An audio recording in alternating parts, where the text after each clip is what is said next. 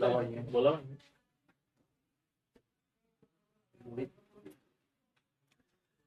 नमस्कार जय हिंद। एक बार फिर से आप सबका स्वागत है हमारी आज की क्लास में। कैसे हैं आप सब लोग? All good everyone? Riya, Pratap Singh, Suman, Arman Dilo, Simran, Janvi, Maya, Mansi, hello everyone, Priyanshi Mehra,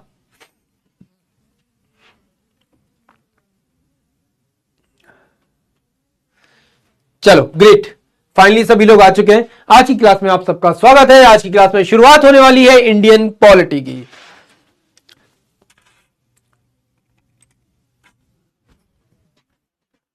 तो आने वाले कुछ दिन लगातार हम लोग पॉलिटी के बारे में काफी कुछ डिस्कशन करने वाले हैं। आपको पता चलेगा आपका जीवन किस तरीके से चलता है। ठीक है, आपका जीवन किस तरीके से चलता है, मैं ऐसा इसलिए कह रहा हूं क्योंकि आप जो भी कुछ करते हो वो सब संविधान के अनुसार करते हो। किसके अनुसार? संविधान के अनुसार करते हो, कॉन्स्टिट्यूशन के अकॉर्डिंग करते हो।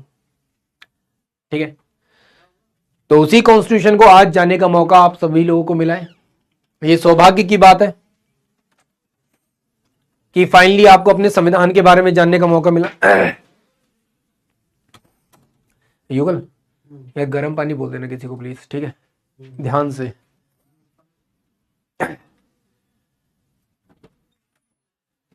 जय हिंद एवरीवन वंस अगेन। चलो, तो फाइनली अगर हम लोग बात करते हैं हमारे कॉन्स्टिट्यूशन को लेकर, तो एक बहुत ही सुनहरी, एक बहुत ही लाजवाब किताब जिसके बारे में बहुत सारा डिस्कशन होता है, बहुत सारी बातें होती हैं, बहुत सारी चीजें आपके सामने आती हैं। What is the real meaning of democracy? शायद आपके गला खराब है। हाँ यार, गला तो खराब है, गला नहीं बहुत कुछ खराब हो रहा अभी तो। रियल मीनिंग ऑफ डेमोक्रेसी, देखो रियल मीनिंग ऑफ डेमोक्रेसी ना हर कोई अपने हिसाब से देखता है।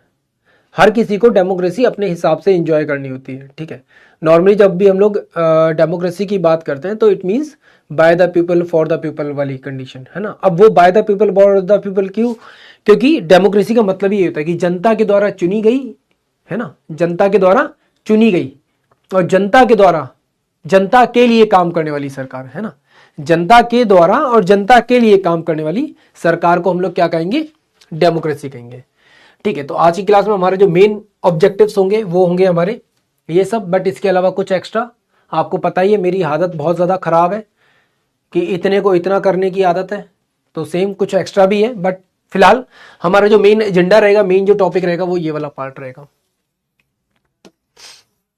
ठीक है, हमारा जो मेन एजेंडा, मेन टॉपिक रहेगा वो ये पार्ट रहेगा। बट हाँ, एफकेट का फॉर्म सब लोगों ने फिल कर दिया है। अगर फिल कर दिया तो बहुत अच्छी बात है, और अगर नहीं किया तो प्लीज टाइम से फिल कर देना।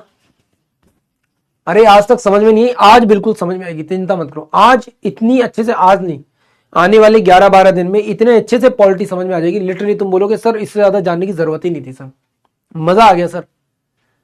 ठीक है, लिटरली तुम खुद बोलोगे अपने मुंह से कि सर लिटरली इससे ज्यादा पॉलिटी जानने की हमको जरूरत नहीं पड़ेगी अब। ठीक है, सीरियसली तुम लोग खुद बोलोगे कि सर इससे ज्यादा जानने की जरूरत नहीं पड़ेगी।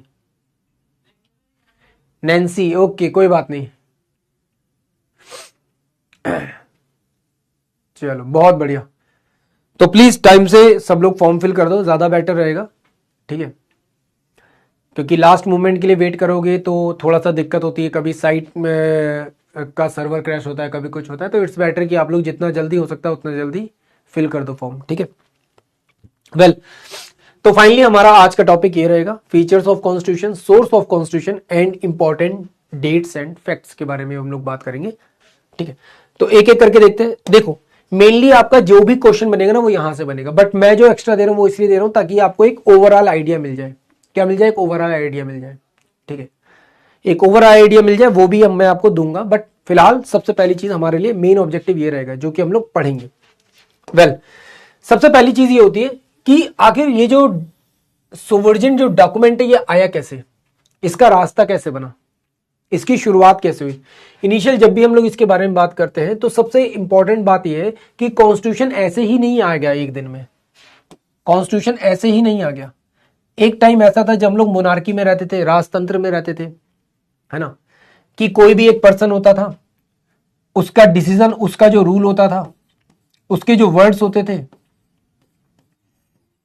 उसके जो भी वर्ड्स होते थे, उसको हम लोग क्या मान लेते थे? शासन मान लेते थे, है ना। आप लोगों ने एक डायलॉग सुना होगा, बड़ा ही इंपॉर्टेंट डायलॉग है और पॉलिटी के हिसाब से तो बहुत ही इंपॉर्टेंट है। क्या?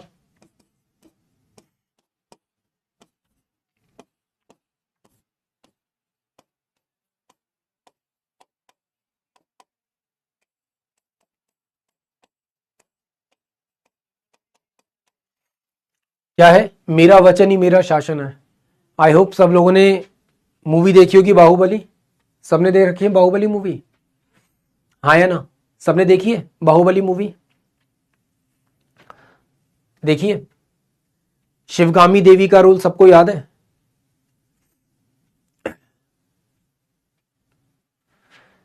शिवगामी देवी का रोल सबको याद है? क्या था? मेरा वचन ही मेरा शासन है, याद है? तो क्या होता था पहले? कोई रिटन कॉन्स्टिट्यूशन था नहीं। राजा ने जो कह दिया उसको लोग क्या करते थे? नोट डाउन कर लेते थे कि कहीं राजा भूल जाए, लोग भूल जाए। तो एक काम करते हैं, ये जो राजा ने वर्ड्स दिए हैं ना, इन वर्ड्स को हम लोग क्या करते हैं? नोट डाउन कर लेते हैं। ये वर्ड्स ही क्या बन जाएंगे? हमारा कॉन्स्टिट्यूशन बन जाएंगे, है ना। ये जो वर्ड्स होंगे यही हमारा क्या बन जाएंगे? कॉन्स्टिट्यूशन बन जाएंगे। ठीक है, क्लियर? मेरा वचन ही मेरा शासन है। अब इसी को हम लोगों ने क्या किया? राइटिंग में लिखना शुरू कर दिया। क्या करना शुरू कर दिया? इसको क्या हो रहा है भाई? इसी को क्या कर दिया हम लोगों ने? राइटिंग में लिखना शुरू किया। जब ये राइटिंग में आ गया तो ये क्या बन गया? एक कंप्लीट रिटन इंफॉर्मेशन बन गया। क्या बन गया? एक रिटन इंफॉर्मेशन बन गया। अब इस रिटन इंफॉर्मेशन से क्या कोई मना कर सकता है? क्या कोई पीछे हट सकता है? क्या इस रिटन इंफॉर्मेशन से कोई पीछे हट सकता है? मैंने बोला कि अगर तुम, फॉर एग्जाम्पल मैंने बोला अगर तुम्हारा सिलेक्शन हो गया तो पार्टी लोकेश सर देंगे, पार्टी लोकेश सर देंगे। अगर तुम्हारा सिलेक्शन हो गया तो पार्टी लोकेश सर की तरफ से, मैंने बोल दिया। पर मैं क्या उस बात पे खरा उतरूंगा? क्या मैं उसे एक्सेप्ट करूंगा लास्ट में जब तुम्हारा सिलेक्शन हो जाएगा? करूंगा नहीं करूंगा वो तो एक अलग बात है ना। नहीं करूंगा, हो सकता है मुकरे, अरे मैंने कब बोला, अरे वो तो मैंने ऐसे ही बोल दिया था, अरे छोड़ो ना। बट फॉर एग्जाम्पल मैंने लिख कर दे दिया, if you are selected I will give you a party. It means अब वो रिटर्न फॉर्मेट में है, मेरे सिग्नेचर है, तो अब वो मुझे भी एक्सेप्ट करना पड़ेगा। वो फिर सबके लिए हो जाएगा। क्या हो जाएगा? सबके लिए हो जाएगा। क्या हो जाएगा? सबके लिए हो जाएगा, है ना। क्लियर है? क्या हो जाएगा? सबके लिए। तो अब जैसे ही राजा ने बोला तो क्या हो गया? रिटर्न फॉर्मेट में आ गया। अब रिटर्न फॉर्मेट में आ गया, इट मींस अब वो सबके लिए है। अब वो राजा भी फॉलो करेगा, मंत्री भी फॉलो करेंगे और एक आम नागरिक भी फॉलो करेगा, है ना। सेम फर्क क्या पड़ा? यहां पर जो रूलर है, जो रूल कर रहा है, उसकी जगह पर यहां पर एक्चुअल में जो गवर्नमेंट आ गई, यहां पर रिप्लेसमेंट क्या आया? एक गवर्नमेंट आ गई। ये गवर्नमेंट कहां से आई? ये मंत्री कहां से आए? ये वो मंत्री थे जो कि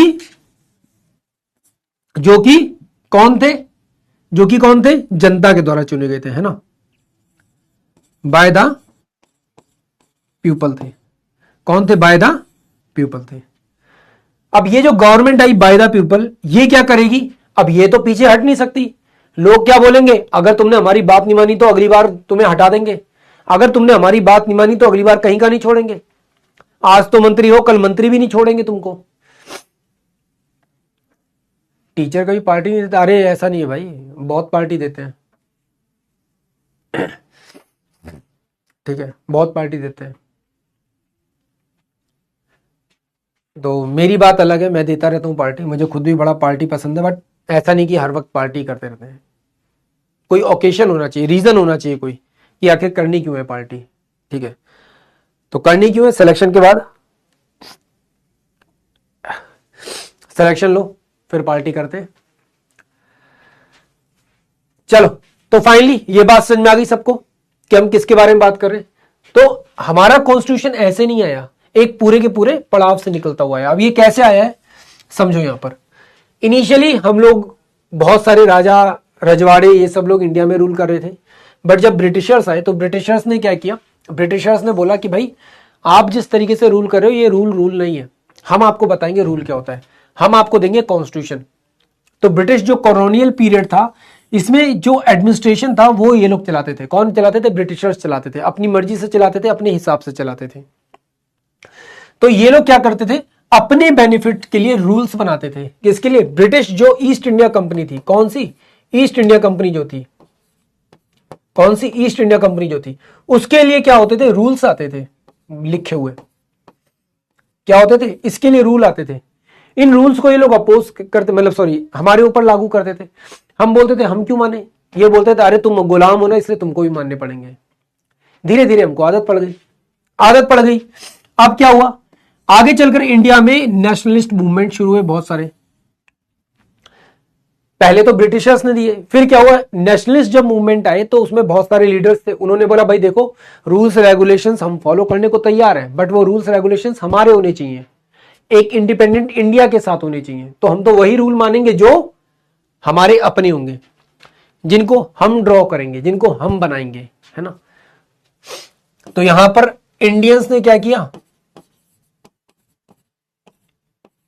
इंडियंस ने अपने रूल्स डिमांड किए, अपनी डिमांड्स को रखा।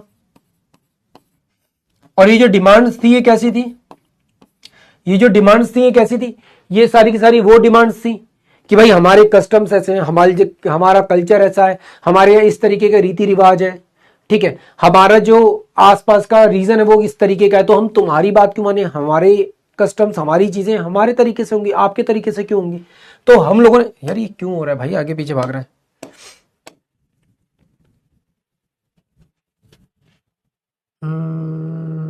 ऐसा क्यों हो रहा है? ठीक है, तो यहां पर क्या हुआ? इंडियंस ने अपनी खुद की डिमांड्स रखी। अब इन डिमांड्स को जब रखा गया तो हम लोगों ने कस्टम्स, ये सब चीजें तो ठीक है, बट क्या सिर्फ इतना ही होगा? नहीं। क्या हो रहा है इसको भाई? इसके साथ साथ कहीं ना कहीं सोशल इकोनॉमिकल कंडीशंस को भी टारगेट किया जाएगा।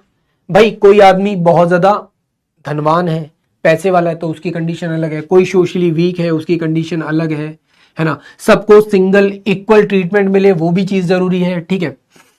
डाइवर्स कंडीशन है इंडिया में, है ना, वो भी एक चीज जरूरी है। तो हर एक चीज को देखा जाएगा। केवल कस्टम्स तो जरूरी नहीं है। केवल कस्टम्स जरूरी है क्या? नहीं ना। अगर केवल कस्टम्स की बात होती तो शायद केवल एक सिंगल कस्टम्स को फॉलो कर सकते थे, दो को फॉलो कर सकते थे, बट हर जगह अलग अलग होता है। अब इस चीज का एग्जांपल आज के टाइम पर आपके सामने, एक तरफ आपके हम लोग बात करते हैं किसके बारे में? यूसीसी के बारे में बात करते हैं, यूनिफॉर्म सिविल कोड के बारे में बात करते हैं। वहीं पर एक तबका ये बोलता नहीं, हमको हमारे पर्सनल राइट्स चाहिए।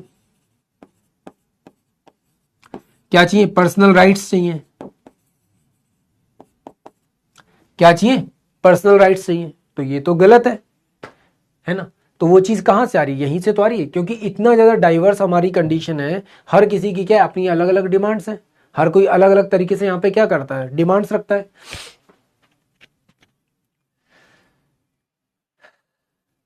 अरिशु, क्या ये क्वेश्चन तुम्हारा मेरी क्लास में ही पूछना जरूरी था? मैथ और रीजनिंग की क्लास में ये क्वेश्चन नहीं पूछ पा रहे थे तुम लोग? हैं? फिर वहां पे जाकर बोलेगा, कोई बताएगा जीके जीएस के लिए क्या करना जरूरी है?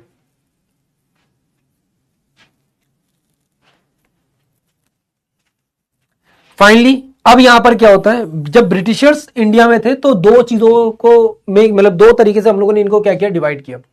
अब ये दो कस्टम्स कौन कौन से बने? एक कंपनी रूल, जिसमें हमारे सामने ईस्ट इंडिया कंपनी आती है। क्या होता है? ईस्ट इंडिया कंपनी आती है। दूसरा होता है क्राउन रूल। दूसरा होता है क्राउन रूल। अब इस चीज को जानना क्यों जरूरी है? अगर आप लोग यहां पर देखोगे तो ये वो पीरियड है जब ईस्ट इंडिया कंपनी ने क्या किया था? इंडिया के ऊपर रूल किया था। अब ईस्ट इंडिया कंपनी का जो रूल है, ईस्ट इंडिया कंपनी का जो रूल है, ये कैसा है? ये इनडायरेक्ट रूल है। कैसा है? इनडायरेक्ट रूल है। कैसा? इनडायरेक्ट रूल है। अभी जो इनडायरेक्ट रूल है ये एक्चुअल में हमारे लिए नहीं आ रहा है। ये सारे rules and regulation, administration, parliamentary control, ये सब के सब एक्चुअल में ईस्ट इंडिया कंपनी के लिए आ रहे हैं। भाई तुम लोग ऐसे काम करो, ये करो इंडिया में, ये करो इंडिया में, ये करो, ठीक है। ये हमारे ऊपर नहीं आ रहा है। हम तो गुलाम है, इसलिए हमको मानना पड़ रहा था। फिर अब क्या होता है? यहां पे 1857 का रिवॉल्ट होता है। 1857 के रिवॉल्ट के बाद, 1857 का जो रिवॉल्ट होता है, ये हम लोग ऑलरेडी पढ़ चुके हैं 1857 रिवॉल्ट। 1857 का जो रिवॉल्ट होता है, इस रिवॉल्ट का इंपैक्ट क्या पड़ता है कि अंग्रेजों को समझ में आता है यार इंडिया में ना इस तरीके से रूल करना गलत है, अगर हमने ये काम किया तो इसका एक बहुत नेगेटिव इंपैक्ट पड़ेगा, हमारे हाथ से हो सकता है मे बी इंडिया चला जाए, तो इट्स बेटर कि हम लोग क्या करें, इंडिया को डायरेक्टली अपने कंट्रोल में ले लें। अपने कंट्रोल में मतलब कि क्राउन रूल। अब क्राउन रूल यहां पे डायरेक्ट कौन रूल कर रहा है, ब्रिटिश गवर्नमेंट रूल कर रही है। इट मींस सिर्फ कहने के लिए क्राउन है भाई, सीधी सी बात है। जैसे आज के टाइम पर हम लोग इंडिया में बोलते हैं प्रेसिडेंट, तो प्रेसिडेंट के पास कितनी पावर है इंडिया में, केवल नाम मात्र की। दिखने में लगता है प्रेसिडेंट पावरफुल है, बट क्या प्रेसिडेंट एक्चुअल में पावरफुल है? नहीं। एक्चुअल में क्या प्रेसिडेंट पावरफुल है? नहीं, प्रेसिडेंट पावरफुल है ही नहीं उतना। एग्जैक्टली सेम बिल्कुल वैसे ही सॉरी ब्रिटिश के साथ भी है। तो ब्रिटेन में भी क्या है, देखने में लगता है कि वहां पर क्वीन एलिजाबेथ, प्रिंस चार्ल्स, इन लोगों के पास में पावर है, बट इनके पास में पावर है नहीं, सिर्फ कहने के लिए कि इनके हाथ में पावर है, पर वैसे इनके हाथ में पावर है नहीं। ठीक है, अभी रिसेंटली एलिजाबेथ सेकंड जो है वो मरी है, ठीक है, वो मरी है सबसे लंबा रूल करके, है ना, ब्रिटेन के इतिहास में सबसे लंबा रूल उन्होंने किया है। अगर बात करें तो ब्रिटिश फैमिली में ज्यादातर महिलाएं ही रूल करती हैं, पुरुष रूल नहीं करते। हाँ, वो बात अलग है कि कोई महिला की जगह पुरुष को बैठाया जा सकता है,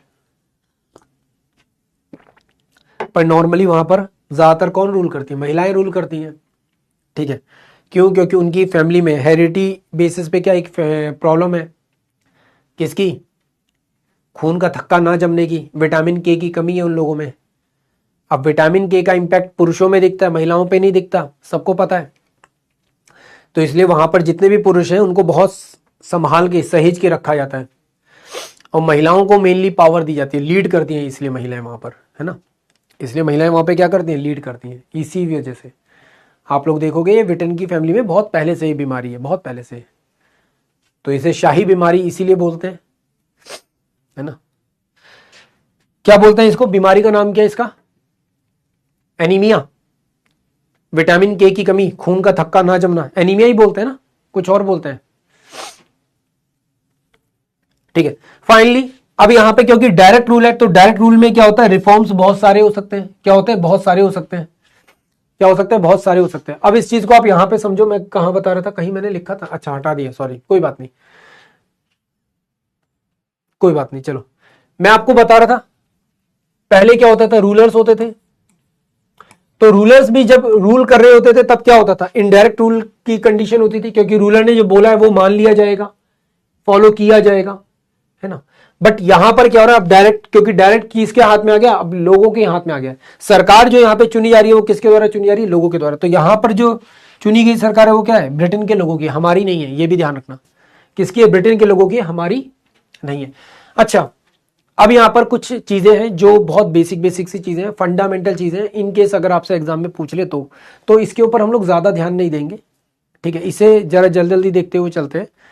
अब ध्यान से समझना, सबसे पहले आता है रेगुलेटिंग एक्ट। क्या आता है? Regulating act. अब रेगुलेटिंग एक्ट कब से कब तक चल रहा है, क्योंकि हमने क्या बात की है, कंपनी एक्ट। कंपनी एक्ट कहां से कहां तक चल रहा है, कंपनी रूल कंपनी एक्ट 1773 से लेकर 1858 तक। तो रेगुलेटिंग एक्ट सबसे पहले आता है। यहां पे ब्रिटिशर्स करते क्या है कि जो भी कंट्रोल था उस पे क्या करते हैं, जो ईस्ट इंडिया कंपनी का कंट्रोल था उसको थोड़ा सा लगाम लगाने की कोशिश करते हैं। क्यों करते हैं? क्योंकि ईस्ट इंडिया यहां पे क्या करी थी, बहुत ज्यादा करप्ट थी, बहुत ज्यादा क्या थी, करप्ट थी, बहुत ज्यादा करप्ट थी। और इसके करप्शन को देखते हुए इन्होंने बोला यार इसको ना कंट्रोल करो, अदरवाइज ये क्या करेंगे, ये अपनी पावर बढ़ाते चले जाएंगे। ये लिटरली उस तरीके के स्टार्टअप थे जो हमेशा सरकार को बोलते अरे यार हम तो लॉस में, हमसे पैसे क्यों मांग रहे हो, हमसे टैक्स क्यों मांग रहे हो। ये लोग क्या करते थे, इंडिया में लोगों के ऊपर टैक्स लगाया। अब टैक्स से क्या बोला, लोगों ने बोला यार हमारे पास तो पैसा है नहीं, आपने इतना बड़ा टैक्स लगा दिया। तो ये बोलते थे कि अच्छा एक काम करो, आप हमें ना कुछ गिफ्ट दे दो। क्या दे दो? गिफ्ट दे दो। तो आपको क्या कर देंगे हम लोग, टैक्स में छूट दे देंगे, यहां पे रिलैक्सेशन दे देंगे। क्या कर देंगे, इंडियन सर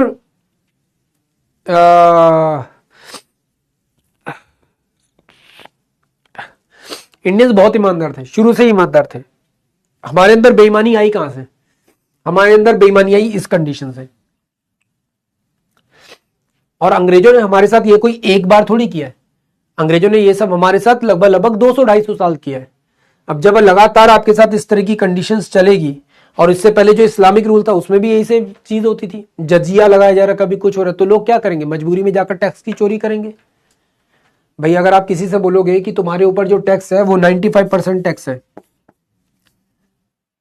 कितना है? 95% टैक्स है, तो क्या करोगे? मजबूरी है, धंधा करना था यार, है ना, मजबूरी है ना, काम तो करना है, धंधा तो चलाना है।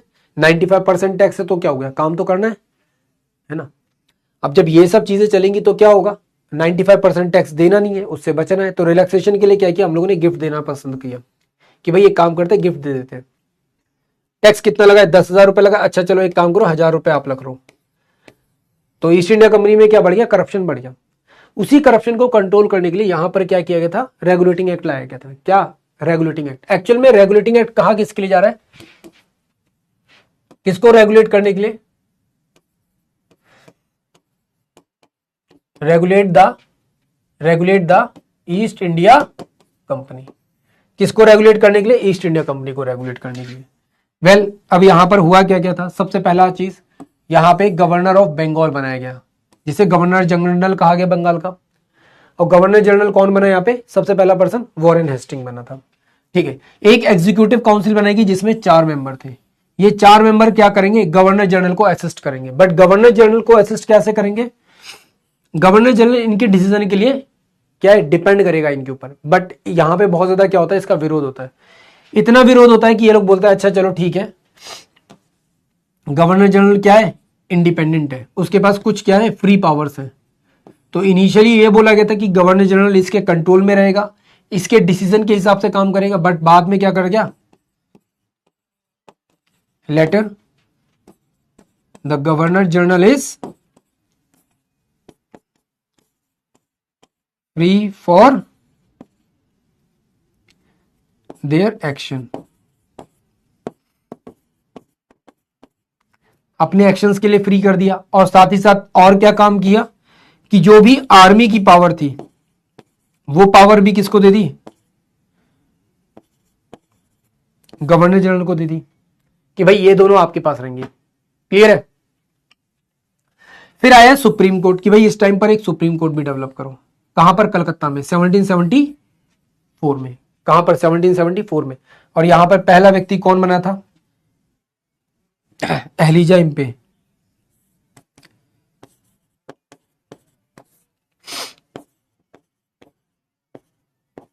कौन? Elijah Impey. कहां पे? कलकत्ता में। कहां पे? कलकत्ता में। तो पहला सुप्रीम कोर्ट कब स्टैब्लिश हुआ? कलकत्ता में। और उसे लीड कौन कर रहा था? चीफ जस्टिस कौन था? कौन था चीफ जस्टिस? एलिजा इम्पे था। फिर आता है Pitt's India act 1784। Pitt's India act में कोई बहुत ज्यादा इंपॉर्टेंट इंपैक्ट नहीं है। मेन जो चीज थी वो क्या था?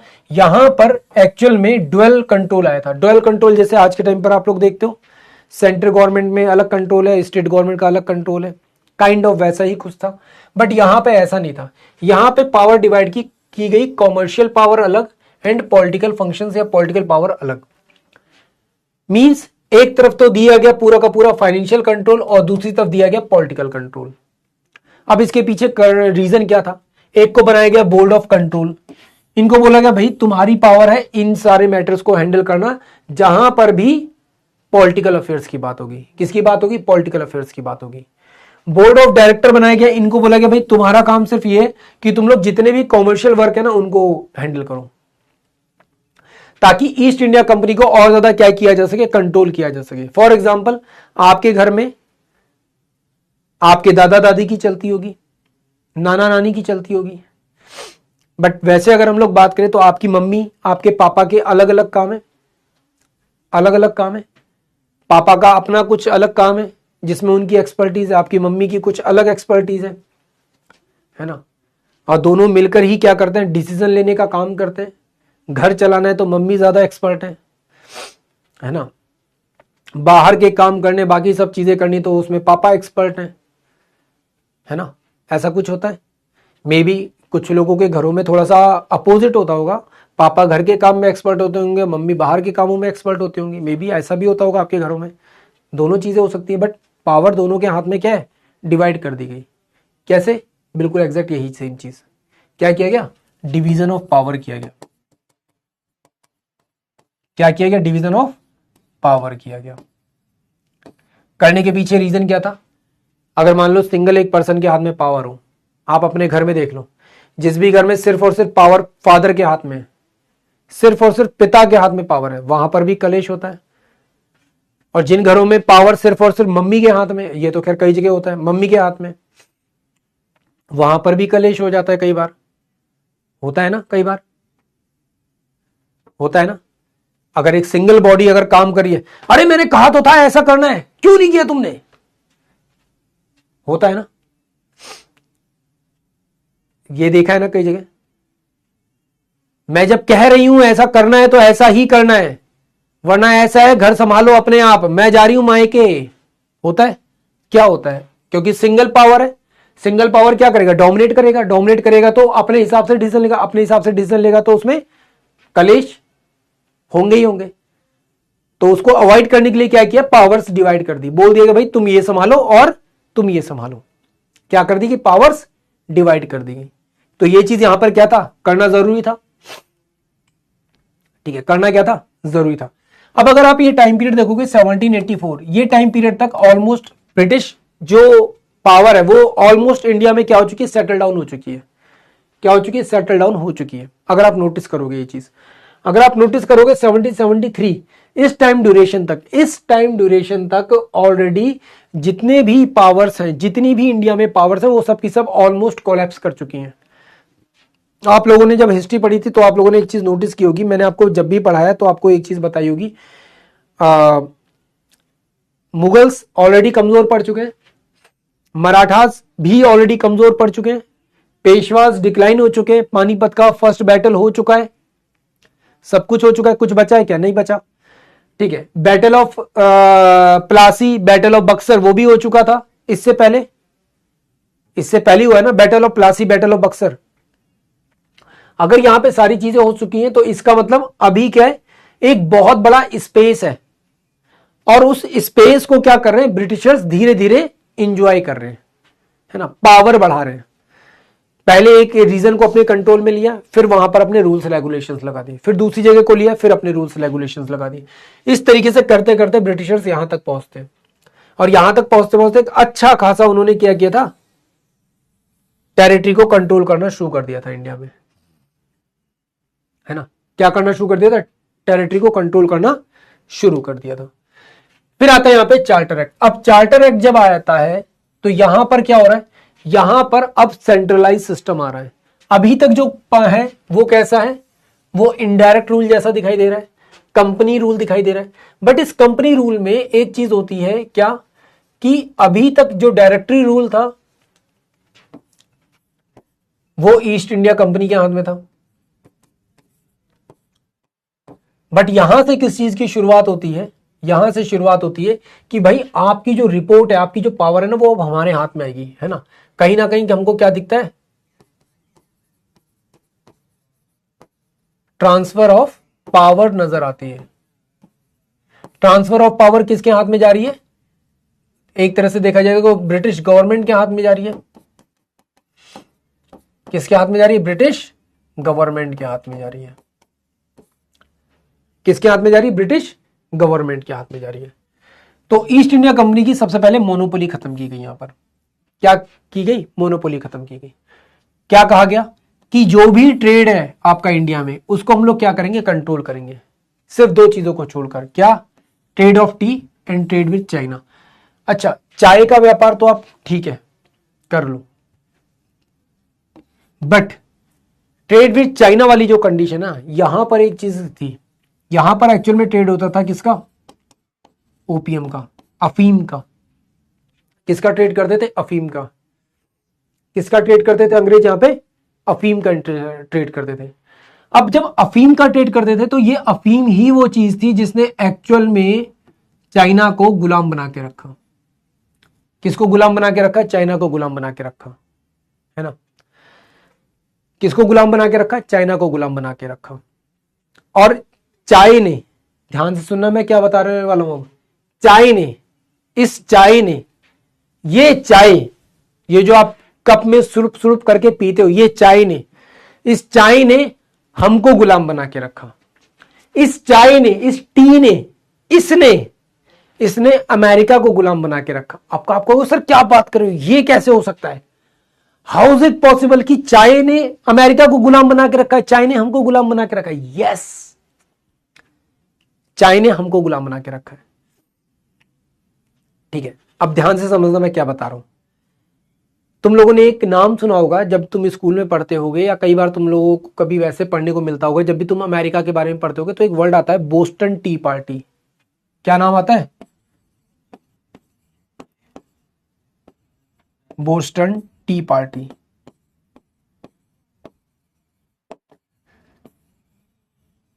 तो जो अमेरिकन थे उन्होंने रेड इंडियंस, जो वहां के लोग थे, कम्युनिटी थी, उनके कपड़े पहनकर वहां पर जितने भी चाय थी जो आई थी शिप से, उसको उठाकर क्या कर दिया, फेंक दिया।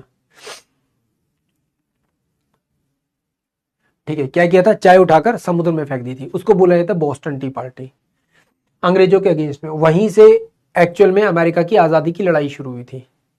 ठीक है, अमेरिका की आजादी की लड़ाई शुरू हुई थी।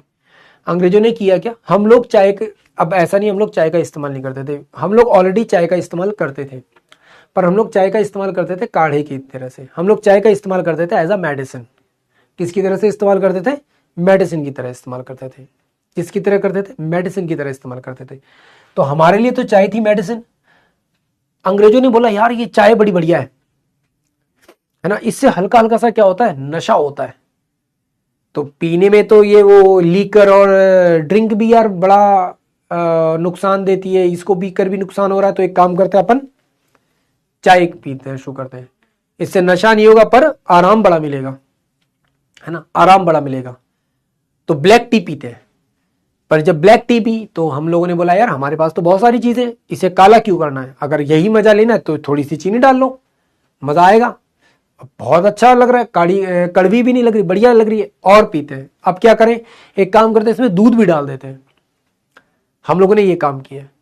अंग्रेजों को ये चीज और पसंद आई, अंग्रेजों ने थोड़ा अलग तरीके से किया। उन्होंने कप अलग, चाय अलग, चीनी अलग, दूध अलग, पानी अलग, उन्होंने सब कुछ अलग अलग रख के रखा।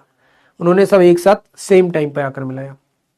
हम लोगों ने क्या किया, उसे आग में डालकर खौलाना शुरू कर दिया। जब तक खौलेगी नहीं तब तक मजा नहीं आएगा। हम लोगों ने वो वाला काम किया, है ना। तो फाइनली चाय की क्या कंडीशन थी सबको पता चल रहा है। और चाय पर और ओपियम पर क्या था, जो ईस्ट इंडिया कंपनी थी उसका बहुत बड़ा कंट्रोल था, जिसकी वजह से उन्होंने क्या किया, इसको बहुत अच्छे से कंट्रोल किया। फाइनली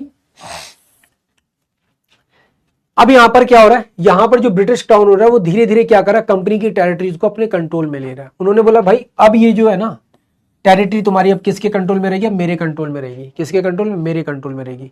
तुम ये काम करो, बाकी सब मैं संभालता हूं, बाकी सब मैं संभालता हूं, बाकी सारा जो बिजनेस है, बाकी सारा जो ट्रेड है वो मेरे कंट्रोल में। तुम केवल और केवल क्या करो, एडमिनिस्ट्रेशन संभालो। तो बाकी सब इनको दे दिया। अब यहां पर ईस्ट इंडिया कंपनी सिर्फ और सिर्फ क्या कर रही है, क्या कर रही है, केवल और केवल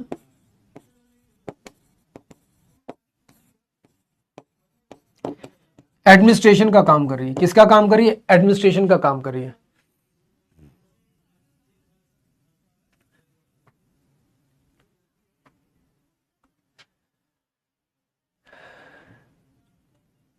क्लियर है, क्लियर। साथ ही साथ अभी तक देखो, अगर आप नोटिस करोगे, अंग्रेजों ने हमें क्रिश्चियन मिशनरीज हमारे देश में नहीं लेकर आए, बट अब अंग्रेजों ने बोला भाई हमें चाहिए क्रिश्चियन मिशनरीज। क्यों चाहिए क्रिश्चियन मिशनरीज, अब यहां पे अंग्रेजों की डिमांड शुरू हुई क्या, कि हमें वो इंडियंस चाहिए जो हमारे लिए काम करें, है ना, जिनका माइंड कैसा हो, ब्रिटिश माइंड विद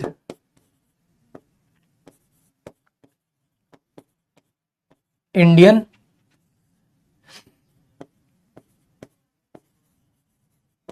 स्किन, भूरी चमड़ी में गोरे साहब, एक्चुअल में हिंदी में यही बोलते हैं। धर्मांतरण क्रिश्चियन मिशनरीज मतलब वो लोग हैं जो एक्चुअल में धर्मांतरण का काम करते हैं, सीधी बात ये है, ठीक है, जो एक्चुअल में कन्वर्जन का काम करते हैं। क्या करते हैं? कन्वर्जन का काम करते हैं।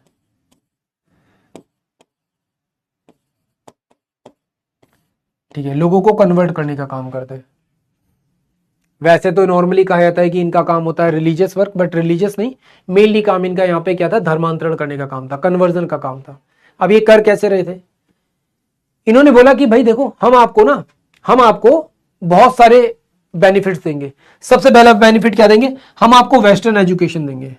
क्या देंगे? वेस्टर्न एजुकेशन देंगे। बट ये वेस्टर्न एजुकेशन के लिए हम लोग आपको बजट देंगे कितना? 1 लाख रुपीज का। कितना? 1 लाख रुपीज का। अब ये जो 1 लाख रुपीज का बजट है ना, इसके लिए आपको करना क्या पड़ेगा? इसके लिए करना क्या पड़ेगा? आपको हमारे स्कूल में बच्चों को भेजना पड़ेगा। हमारे स्कूल में बच्चों को भेजना पड़ेगा। ये 1 लाख रुपए में ज्यादातर जो लोग पढ़ते थे वो लोग थे जो अंग्रेजों को सपोर्ट करते थे, अंग्रेजों के साथ थे, वो लोग पढ़ते थे। तो ऐसे में वही इतिहास, वही चीजें पढ़ाई जाएंगी जो अंग्रेज पढ़ाना चाहते हैं। मैक्स मूलर वाला सिद्धांत, इनिशियली भारतीयों को इतना पिछड़ा दिखाओ कि भारतीयों को अपने ही इतिहास के ऊपर शक हो कि यार हमारा इतिहास ऐसा था भी या नहीं था, हम ऐसे थे भी या नहीं थे। ठीक है, अब अंग्रेजों ने यहां पे किया क्या?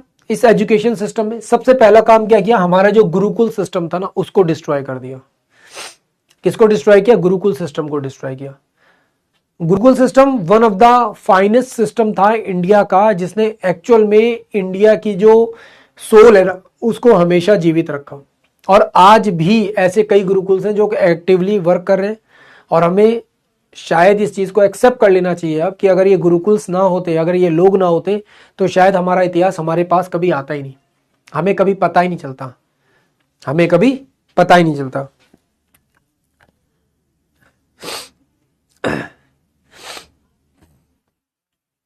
अब जैसे एक बहुत छोटी सी बात बताता हूं मैं आपको, अब ये थोड़ी सी कंट्रोवर्शियल है। जब हम लोग लॉ एंड ऑर्डर और इन सब की बात करते हैं, आप लोग इन सब चीज़ों के बारे में सुनते हो, तो आप लोग कई बार एक चीज़ सुनते होगे कि लोग कई बार इस चीज़ के बारे में बात करते हैं कि मनुस्मृति को जला देना चाहिए, मनुस्मृति को फॉलो नहीं करना चाहिए, लोग मनुस्मृति के अनुसार चलते हैं। बहुत बार सुना होगा तुम लोगों ने, मैनी टाइम्स, है ना, कई बार सुना होगा। तुम्हें जान के हैरानी होगी, राजस्थान का जो हाई कोर्ट है, राजस्थान के हाई कोर्ट के बाहर मूर्ति बनी हुई है मनुस्मृति, मनु की। किसकी? मनु की। मनु जिन्होंने मनुस्मृति लिखी थी। तो वहां पर एक ना वो डाला गया कि भाई मनुस्मृति, जो मनुस्मृति थी उसमें इतना सब कुछ भेदभाव किया गया, ऐसा कुछ है, तो यहां से इस मूर्ति को हटा देना चाहिए। तो जिस पर्सन ने क्लेम किया कि इसको मूर्ति को हटा देना चाहिए, सुप्रीम कोर्ट ने बोला हाँ यार बात तो सही है, मनुस्मृति को ऐसी बात करती है तो एक काम करो, इसको हटा देंगे। बट उससे पहले लोगों ने उसके अगेंस्ट में बोलना शुरू किया कि भाई ऐसे कैसे हटा दोगे, आपके पास कोई वैलिड प्रूफ है, कोई रीजन है कि आप मनुस्मृति में कहाँ लिखा है, कौन सा भेदभाव लिखा है, किस तरह से लिखा है, आप हमें ये एक्सप्लेन करो। आप सोच के हैरान रह जाओगे, जब इस चीज के लिए बोला गया, एविडेंसेस मांगे गए, तो जो भी अपोजिशन में थे उनमें से एक भी सिंगल पर्सन ने एक भी एविडेंस लाकर प्रेजेंट नहीं किया। Not even a single evidence, not even a single evidence. और उसके बाद सुप्रीम कोर्ट ने खुद बोला अपने शब्दों में कि यार ये चीज गलत है, कि आप इस तरीके से कोई एक फेक क्लेम नहीं कर सकते किसी चीज के लिए। और आज भी वो मूर्ति मनु की राजस्थान के हाई कोर्ट के बाहर वैसी की वैसी खड़ी हुई है। अब आप कहोगे सर अगर ऐसा है तो हमें न्यूज में जो सुनने को मिलता है, ये जो पॉलिटिकल लीडर्स करते हैं, ये सब फिर क्या है? ये सब सिर्फ और सिर्फ पॉलिटिक्स है। क्यों? क्योंकि इन सबको पता है आप में से कोई भी उस बुक को पढ़ता ही नहीं है। उन सबको पता है आप में से किसी ने भी उस बुक को नहीं पढ़ा। आपने किसी एक हिस्टोरिकल पर्सन को देख लिया कि हाँ वो कह रहा था, उसने जला दी बात, उसने वो बुक जलाई, ये किया वो किया, बट वो सारी चीजें सिर्फ और सिर्फ केवल कही हुई बातें हैं। क्या आपने कहीं देखा? क्या आपने कहीं खुद से पढ़ा? नहीं पढ़ा। जब तक आपने नहीं पढ़ा, जब तक आपने जाना नहीं, पहचाना नहीं, तो फिर आप ये कैसे कह सकते हो? बात समझ आई?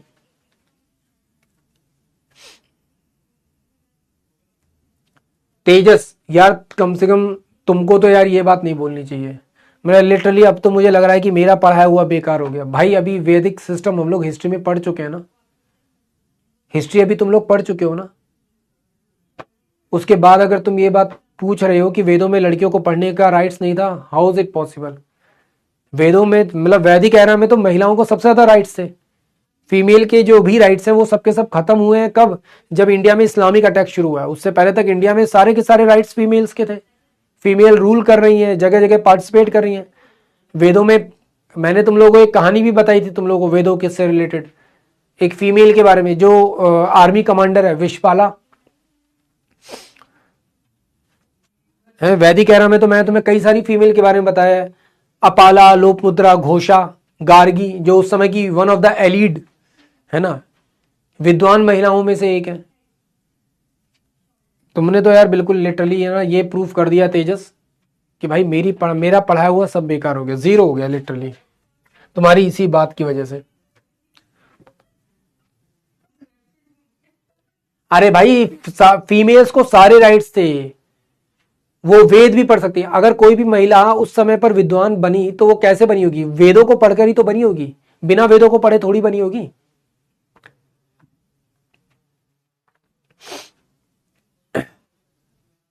ऐसा थोड़ी हो सकता है भाई, लॉजिकल सी बात है।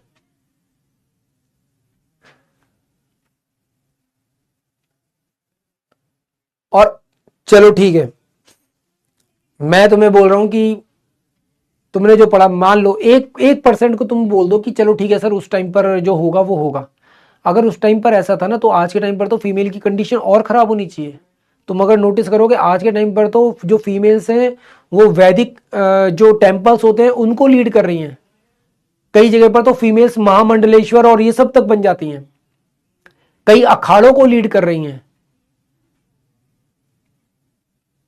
अरे बस यही तो दिक्कत है, किताबों में ऐसी बातें बहुत सारी लिख दी जाती हैं उल्टी सीधी, पर फैक्चुअली वो सही है नहीं है वो कभी खुद से भी देखना पड़ता है बेटा। लूसेंट के साथ बस यही सबसे बड़ी दिक्कत है, लूसेंट को वो लोग अपडेट ही नहीं करते। पता नहीं कितने सालों से वो लूसेंट अपडेट नहीं हुई है। मैं आपको रियलिटी बता रहा हूँ, लूसेंट जब मैं तैयारी कर रहा था तो मेरे सामने 2011 का सेंसस का डेटा आया था। तुम्हें पता है लूसेंट को 2011 के सेंसस के डेटा को अपडेट करने में 3 से 4 साल लगे थे। लिटरली 3 से 4 साल लगे लूसेंट को अपनी बुक में 2 पेज का सेंसस का डेटा ऐड करने में। ये कंडीशन है लूसेंट बुक की। लूसेंट में अगर कोई मिस्टेक मिलती है तो उस मिस्टेक सही करने में लूसेंट को 4-5 साल लग जाते हैं। ठीक है, ये एक सबसे बड़ी दिक्कत है लूसेंट बुक के साथ। फाइनली चार्टर एक्ट आता है 1833 के चार्टर एक्ट के बारे में बात करते हैं। तो यहां पर और ज्यादा फाइनलाइज किया गया किसको? सेंट्रलाइज सिस्टम को। तो यहां पे जैसे कि आप देख रहे हो कि पावर सारी की सारी किसके हाथ में चली गई? ब्रिटिश टाउन के हाथ में चली गई। सिर्फ इनको छोड़कर यहां पर जाते जाते वो पावर भी क्या कर ली जाती है? छीन ली जाती है, कंप्लीट पावर छीन ली गई। अब यहां पर जो गवर्नर जनरल हुआ करता था बंगाल का, उसको पावर दे दी गई गवर्नर जनरल ऑफ इंडिया की। क्यों? क्योंकि इस टाइम ड्यूरेशन तक almost all over India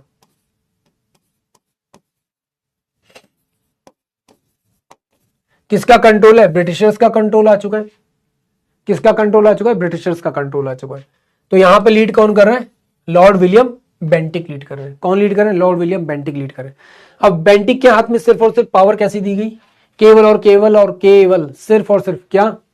civil और मिलिट्री पावर्स दी गई। कौन सी? सिविल और मिलिट्री पावर्स दी गई। और ये केवल नाम मात्र की पावर है, केवल कहने के लिए कि भाई हाँ ये पावर है, बट ये सिर्फ और सिर्फ केवल कहने के लिए। ये सिर्फ और सिर्फ केवल कहने के लिए पावर है, बट पावर उतनी है नहीं। क्योंकि अब जो विलियम बेंटिक है वो उतना पावरफुल रहा नहीं है। अब ये जो विलियम बेंटिक है ये वही विलियम बेंटिक है जो सती प्रथा को लेकर लॉ बनाता है। किसको लेकर लॉ बना रहा है? सती प्रथा को लेकर लॉ बना रहा है। ये वही विलियम बेंटिक है। फाइनली यहां पर कॉमर्शियल बॉडी कंप्लीटली क्या हो जाती है? एंड हो जाती है ईस्ट इंडिया कंपनी की। ठीक है, और ये पूरी तरह से क्या बन गई? एडमिनिस्ट्रेटिव बॉडी बन गई। मैंने पीछे आपको बताया था ईस्ट इंडिया कंपनी क्या करिए? केवल एडमिनिस्ट्रेशन का काम करिए। सेम अब ये कंप्लीटली एडमिनिस्ट्रेटिव बॉडी। क्यों? क्योंकि जो बचे कुछ राइट्स थे कॉमर्शियल वो भी क्या कर दिए गए? एंड कर दिए गए। क्या कर दिए गए? एंड कर दिए गए। एज वेल एज जितना भी रेगुलेशंस थे, लॉज थे, एक्ट थे, ठीक है, ये सब अब क्या हो गए, डायरेक्टली लॉ की तरह से ट्रीट किए जाने लगे। मतलब कि अभी तक ये बोला जा रहा था भाई ये रेगुलेशन है, ये लॉ है, बट नहीं, अब ये एज अ एक्ट माना जाएगा। एक्ट माना जाएगा मतलब एक तरह से बोला जाए तो कॉन्स्टिट्यूशनल फ्रेम होना शुरू हो गया यहां से, एक तरह से रिटन फॉर्मेट में चीजें दिखने लगी हैं, है ना, कानून की तरह से चीजें दिखने लगी है, कॉन्स्टिट्यूशन की तरह से चीजें नजर आने लगी हैं कि भाई ये चीज दी गई है तो ये चीज ऐसे ही फॉलो होगी, वो वाली कंडीशन आने लगी। अदरवाइज इससे पहले तक क्या होता था, भाई रेगुलेशन है, ये चीज ऐसे फॉलो कर सकते हैं, अच्छा ऐसे नहीं, हमारे अकॉर्डिंग अभी ये हो सकता है तो अभी ये कर लो, वहां से कहा गया, वहां से एक लेटर भेजा गया, उस लेटर में ये बात लिखी गई है इसलिए इसको ऐसे करना है। बट यहां पे बोला गया नहीं, अब एक प्रॉपर क्या किया जाएगा, फ्रेमवर्क तैयार किया जाएगा। एक हर टाइम पीरियड पे हम लोग क्या करेंगे, अपने लॉ को इवेल्युएट करेंगे, देखेंगे उसमें क्या कमियां हैं, आने वाले टाइम के लिए और क्या चीजें ऐड करनी है। तो हर 20 साल पे क्या होने लगा, अब ये सब चीजें होनी शुरू हो गई। क्लियर। साथ ही साथ यहां पे क्या होता है, कंपटीशन एग्जाम्स शुरू किए जाते हैं। कौन से, जिससे हम लोग कहते हैं, जिसे हम लोग क्या कहते थे, इंडियन सिविल सर्विसेज। अब इस इंडियन सिविल सर्विसेज में शुरुआत में तो ये कहा गया था इसमें इंडियंस को भी शामिल करेंगे, बट यहां पे इनिशियली पहले किसको अलाउ किया गया, ब्रिटिशर्स। और तुम्हें जान के हैरानी होगी, ब्रिटिशर्स के लिए आईसीएस की जो सर्विस होती थी ना, वो सबसे ज्यादा रॉयल सर्विस होती थी। अगर कोई भी पर्सन आईसीएस के थ्रू इंडिया में अपॉइंट हुआ है, इट मींस अब जब वो यहां से वापस जाएगा ना ब्रिटेन, तो वो करोड़पति बनकर जाएगा। समझे, कैसे जाएगा, करोड़पति बनकर जाएगा। ऐसे नहीं जाएगा कि हाँ ठीक है यार अपॉइंट हुए थे आ गए, नहीं, अब वो करोड़पति बन के जाएगा। आज भी ऐसा ही है, आज भी सिविल सर्विसेज की एग्जाम जो भी पास करता है, तो आपको पता है उसकी कंडीशन कैसी होती है, राजा बन जाता है वो आदमी एकदम से। क्या बनता है, राजा बनता है। तो finally east India company, initially इसको बोला गया था ओपन एग्जाम के लिए, ठीक है, बट ये हो नहीं पाता, बाद में इसे पहले ब्रिटिशर्स के लिए एंड बाद में लेटर फॉर इंडियंस।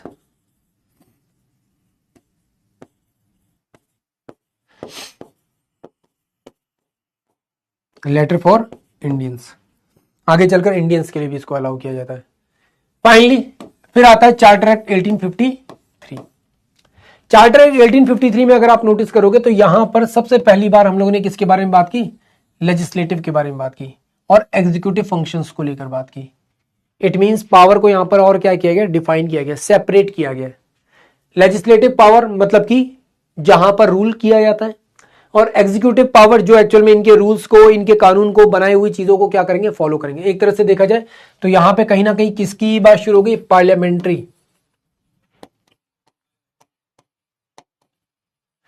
क्या आना शुरू हो गया, पार्लियामेंट्री प्रोसेस आना शुरू है कहीं ना कहीं, है ना।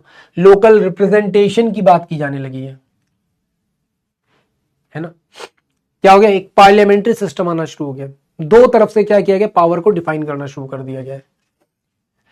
वेल, लेजिस्लेटिव काउंसिल में कितने मेंबर लाए गए, 6 मेंबर लाए जाते हैं। कितने मेंबर लाए जाते हैं, 6 मेंबर लाए जाते हैं। ये 6 मेंबर किसके लिए काम करते हैं, सीधे सीधे गवर्नर जनरल के लिए काम करते हैं। किसके लिए काम करते हैं, गवर्नर जनरल के लिए काम करते हैं, क्योंकि गवर्नर जनरल की काउंसिल का ही क्या थे, एक तरह से हिस्सा थे, उसका पार्ट थे एक तरह से, है ना। तो एक तो हो गया गवर्नर जनरल, इसके कंट्रोल में कुछ लोग हैं,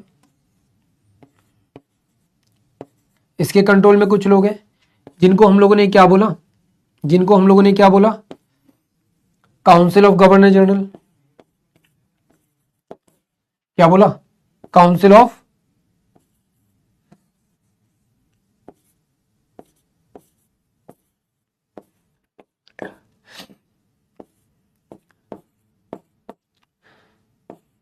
क्या बोला, काउंसिल ऑफ गवर्नर जनरल। यहीं पर कुछ लोग और भी हैं जिनको काफी हद तक क्या होती, लिबर्टी मिली, पावर ज्यादा मिली। वो कौन है, लेजिस्लेटिव काउंसिल। कौन है,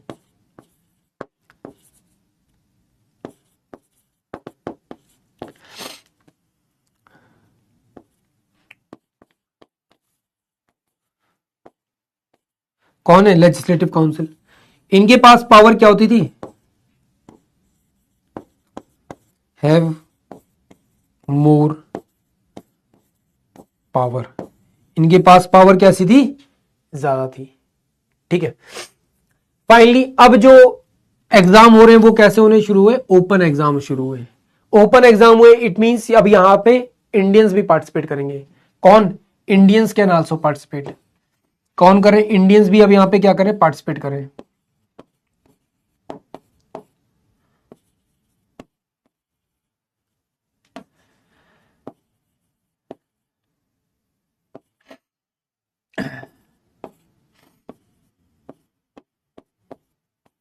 आईसीएस में क्या किया गया, इसको अलाउ किया गया।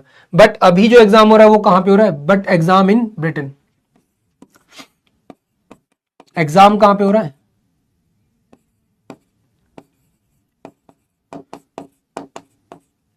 कहां पे हो रहा है, ब्रिटेन में हो रहा है। एग्जाम कहां पे हो रहा है, अभी ब्रिटेन में हो रहा है। सॉरी। फाइनली अब यहां पे क्या होता है, कंपनी रूल को एक्सटेंड किया जाता है। बोला जाता है भाई 20 ईयर्स के लिए आपके रूल को हम लोग क्या कर रहे हैं, एक्सटेंड कर रहे हैं। 20 साल आप लोग और क्या कर लो, रूल कर लो। क्या कर लो, 20 साल और रूल करो। ठीक है, तो यहां पर ये हर बार क्या होता था, एक्सटेंड भी होता था। हर साल क्या होता था, एक्सटेंड होता था रूल। फाइनली अब यहां पे आता है गवर्नमेंट ऑफ इंडिया 1858। कब आ रहा है ये, आफ्टर द, अब इसको सिपाही इम्यूनिटी कहेंगे कुछ जगह पर। अब अंग्रेजों ने तो इसे सिपाही इम्यूनिटी बोला। क्यों बोला, ताकि आगे चलकर इतिहास में सबको यह नजर आए कि यार एक्चुअल में लोग तो यहां पे थे ही नहीं, लोगों ने सपोर्ट किया ही नहीं। ये तो कुछ नाराज सिपाही थे जिन्होंने हमारा विरोध किया। ना राजा शामिल हुए, ना लोग शामिल हुए। बाकी लोगों ने सोचा अरे अच्छा मौका, एक काम करते हैं हम भी शामिल हो जाते हैं। तो अंग्रेजों ने काफी हद तक जो हमारा फर्स्ट इंडिपेंडेंस वॉर था, क्या था, फर्स्ट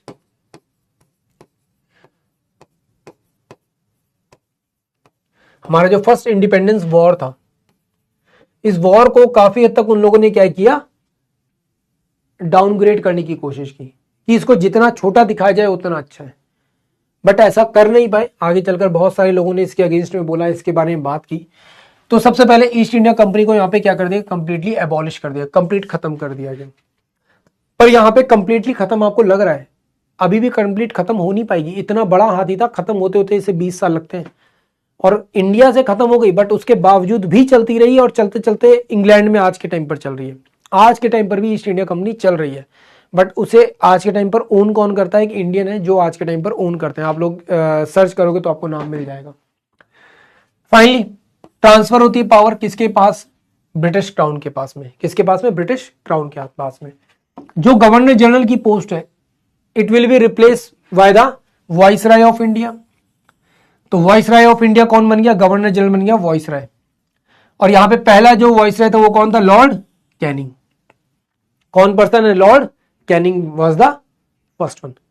साथ ही साथ यहां पे एंड होता है डुअल गवर्नमेंट का। भाई डुअल गवर्नमेंट का जो सिस्टम चल रहा था उसको क्या कर दो, खत्म कर दो। मतलब ये जो board of control, board of director चल रहा था उसको क्या करो, एंड करो। ये जो पावर का डिवीजन था इसको क्या करो, एंड करो। ठीक है, पावर ऑफ डिवीजन एंड हुआ। और सेंट्रलाइज पर्सन मतलब वाइसराय के हाथ में क्या हो गई, पावर आ गई। किसके हाथ में आई, वाइसराय के हाथ में पावर आई। साथ ही साथ एक नई पोस्ट बनाएगी, न्यू पोस्ट बनाएगी, जिसे कहा जाता है सेक्रेटरी ऑफ स्टेट।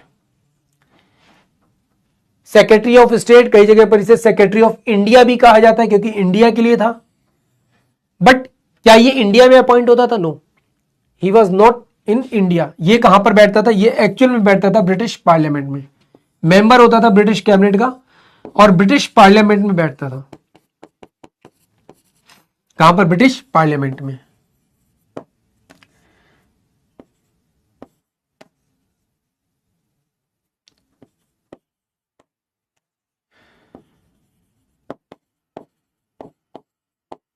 कहां पे बैठता था, ब्रिटिश पार्लियामेंट में बैठता था। इसका काम ही यही था। इसके साथ में 15 मेंबर की एक काउंसिल थी पूरी की पूरी जो काम करती थी। सबसे मजेदार बात यह है कि इन सब की सैलरी कहां से जाती थी, इंडिया से जाती थी।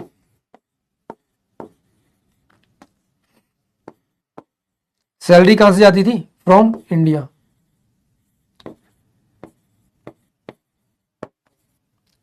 सैलरी इंडिया से क्रेडिट होगी।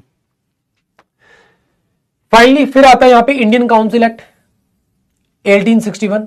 अब यहां पे क्या हो रहा है, डायरेक्ट रूल है। डायरेक्ट रूल किसका है यहां पर, भाई क्राउन रूल है।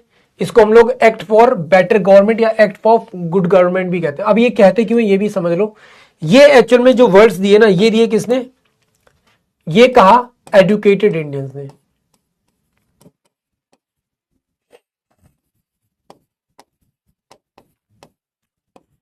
पढ़े लिखे भारतीयों ने बोला अरे वाह, अब तो हमारे पास डायरेक्ट कौन, ब्रिटिश टाउन रूल करेगा हमारे ऊपर। अच्छा, कैसे ब्रिटिश टाउन रूल करेगा भाई? क्या वो हमारे साथ कुछ अलग करेगा? क्या हमारे साथ भेदभाव नहीं करेगा? भेदभाव तो अब भी कर रहा है, भेदभाव तो अब भी हो रहा था हमारे साथ। कुछ अलग हो रहा था क्या? नहीं हो रहा था ना। तो फिर ये एक्चुअल में उन लोगों ने कहा जिनको हम लोग कहते हैं क्या, भूरे साहब। भूरे साहब किसको कहते हैं?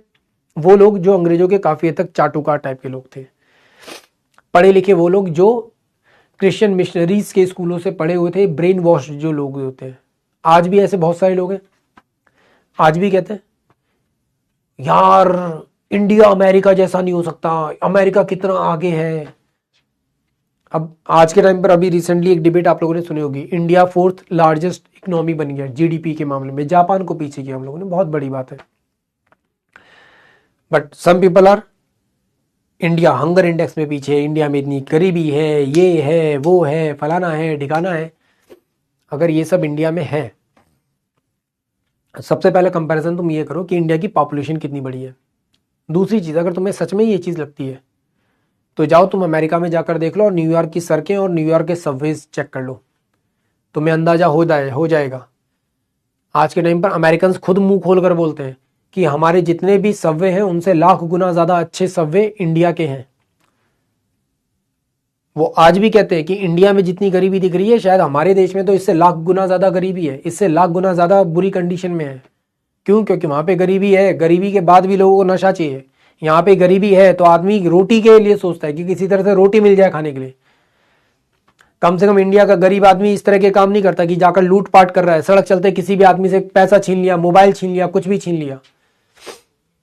अमेरिका में गरीब इस तरीके का है कि नहीं मिल रहा तो एक काम करो इससे छीन लो, नहीं मिल रहा तो अच्छा सड़क पे ये आदमी खाना लेकर जा रहा है इससे छीन लो।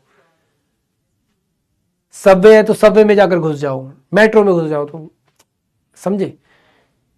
वहां पर गरीबी है तो आदमी सोचता है कोई छोटा मोटा क्राइम कर देते हैं तो जेल में चले जाएंगे, जेल में अपना बैठे रहेंगे कुछ दिन, आराम से वहां पे खाना मिल जाएगा। इंडिया का गरीब ये नहीं सोचता कि मैं जेल चला जाऊंगा और जेल में मुझे रोटी मिलेगी मुफ्त की।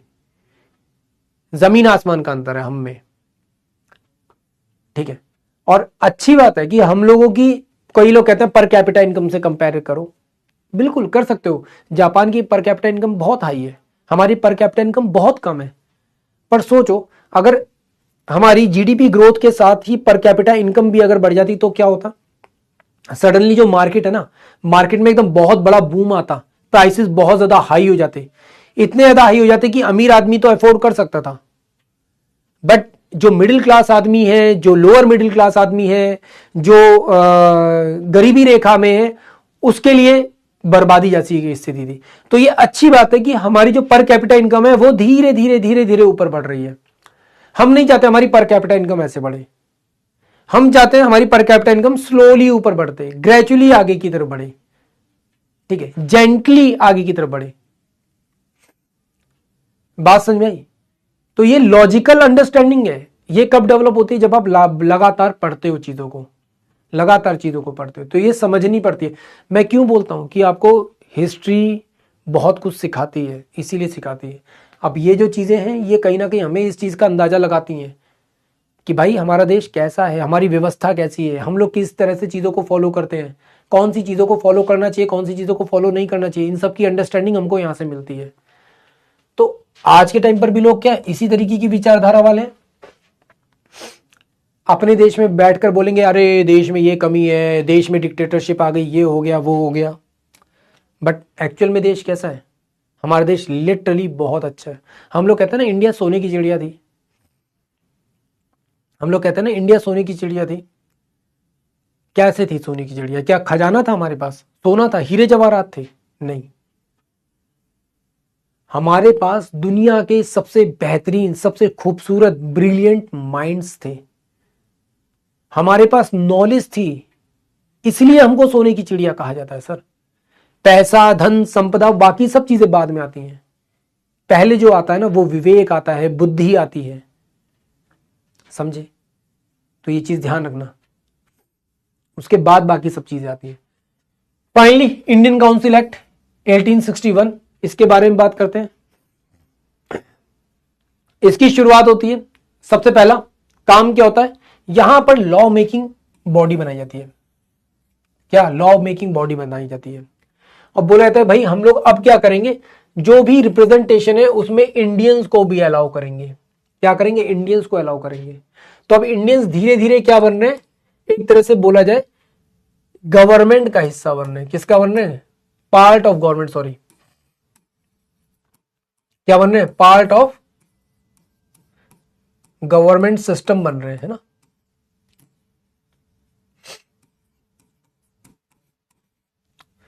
क्या बन रहे हैं, गवर्नमेंट का जो सरकारी तंत्र है उसका हिस्सा बन रहे हैं अब धीरे धीरे। फाइनली यहां पे जो वाइसराय था उसने क्या किया, एक भारतीय को नॉमिनेट करना शुरू किया। ठीक है, क्या किया, भारतीयों को यहां पे नॉमिनेट करना शुरू किया। फाइनली आगे अगर बात करते तो लेजिस्लेटिव पावर्स जो थी बॉम्बे और मद्रास की प्रेसिडेंसी की, उनको लेकर यहां पर क्या किया जाता है, उनको रिस्टोर किया जाता है कि भाई राज्य तो पूरा का पूरा ठीक है, बट उस राज्य में भी क्या किया जाएगा, डिवीजन किया गया। मतलब एक सेंट्रल पावर और ये एक तरह से क्या बन गए, स्टेट्स बन गए, जिनको हम लोग क्या बोलते हैं, प्रोविडेंसीज बोल रहे थे। क्या बोल रहे थे, प्रोविडेंसीज बोल रहे थे। तो इनको अपनी एक अलग अलग क्या दी गई, सेपरेट पावर्स दी गई, प्रेसिडेंसी दी गई। क्लियर। साथ ही साथ वाइसराय को क्या किया गया, ऑर्डिनेंस इशू करने की पावर दी गई। अब ये ऑर्डिनेंस क्या है, ऑर्डिनेंस क्या है, ऑर्डिनेंस जिसे आप लोग कहते हो अध्यादेश, जो एक फिक्स टाइम के लिए क्या होता है, लाया जाता है। इन केस ऑफ, अभी हम लोग आगे भी पढ़ेंगे, इन केस अगर जो भी गवर्नमेंट अगर अभी वर्किंग नहीं है ना, वर्किंग नहीं है, ठीक है, तो किसी बिल को, एनी बिल या बिल को क्या पास करने के लिए, क्या अभी फिलहाल इतना समझो, pass the bill for urgent basis.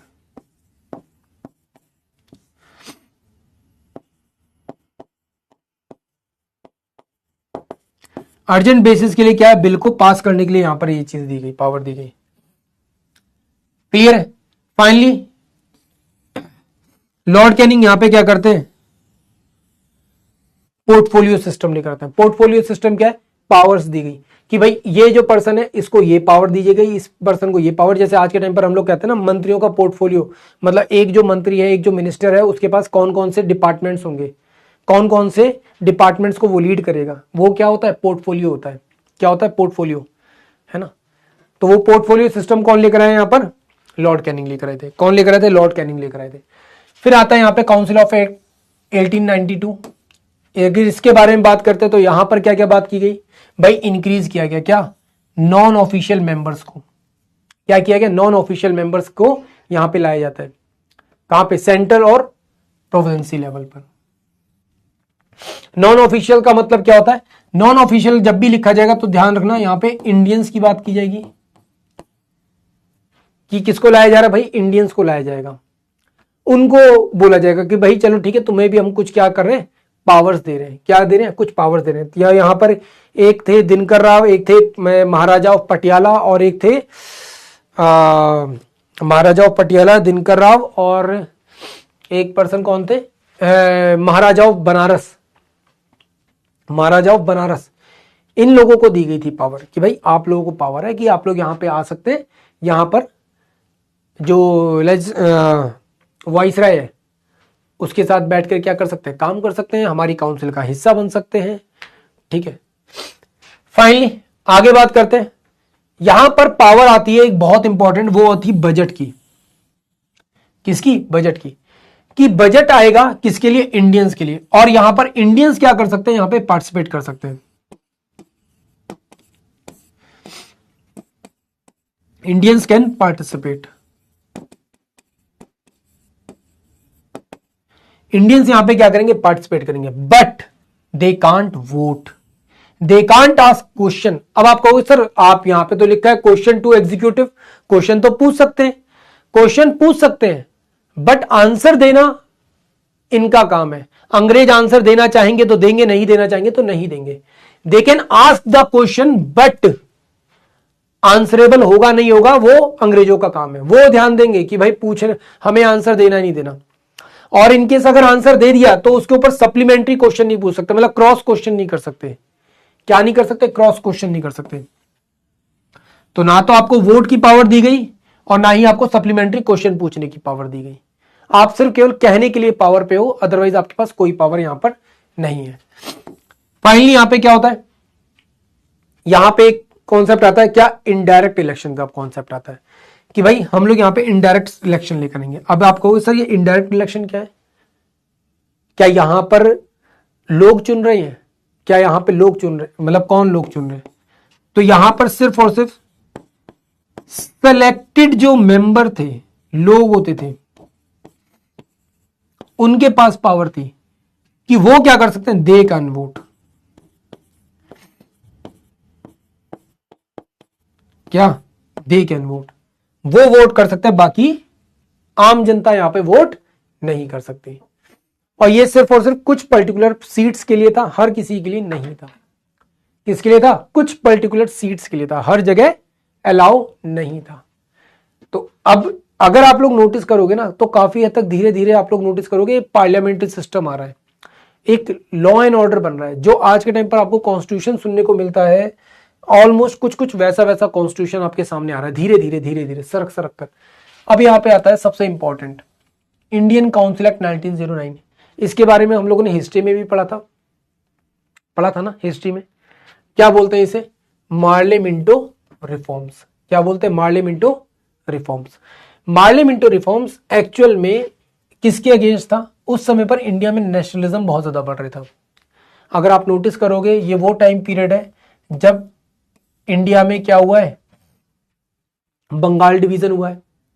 Bengal division का इंपैक्ट बहुत नेगेटिव पड़ा, अंग्रेजों ने भी वो चीज देखी। अंग्रेजों ने उसके अगेंस्ट में फिर क्या किया, मुस्लिम लीग को खड़ा कर दिया कि यार ये जो लोगों के बीच में भाईचारा, हिंदू मुस्लिम एकता है, इसको क्या किया जाए, किसी तरह से तोड़ा जाए। तो कहीं ना कहीं ये जो चीजें हुई थी किसके लिए थी? इंडिया में जो यूनिटी थी उसको नुकसान पहुंचाने के लिए हुई थी। किसके लिए थी? इंडिया में जो यूनिटी थी उसको नुकसान पहुंचाने के लिए थी। किसको? इंडिया की जो यूनिटी थी उसको नुकसान पहुंचाने के लिए थी, है ना। साथ ही साथ जो लेजिस्लेटिव काउंसिल है उसके साइज को इंक्रीज करने की बात की जाती है ना। सेंट्रल लेवल पर जो इंडियंस हैं, लोग हैं, और प्रोविडेंसी मतलब यहां पे जब भी प्रोविडेंसी बोला जा रहा है मतलब प्रांत। क्या? प्रांत मतलब बोले तो एक तरह से स्टेट मान लो आप लोग, है ना, स्टेट। इनमें क्या किया जाएगा, मेंबर्स बढ़ाए जाएंगे, है ना, लोगों को बढ़ाया जाएगा, सीट्स बढ़ाई जाएंगी, है ना, सीट्स फॉर मेंबर्स। इसको क्या किया जाएगा? इंक्रीज किया जाएगा। क्या किया जाएगा? इंक्रीज किया जाएगा। साथ ही साथ जो नॉन ऑफिशियल मेजोरिटी प्रोविडेंसी होंगी उनमें भी क्या किया जाएगा? सीटें बढ़ाई जाएंगी। अब सबसे बड़ी बात पता है क्या की गई? उस समय पर जो सीटें थी वो थी केवल 16, और 16 से सडन जंप दिया जाता है कितना? 60 सीट्स का। कितनी? 60 सीट्स। और इसी 60 सीट्स के साथ क्या किया जाता है? यहां पर सबसे पहला इंपॉर्टेंट इंपैक्ट डाला जाता है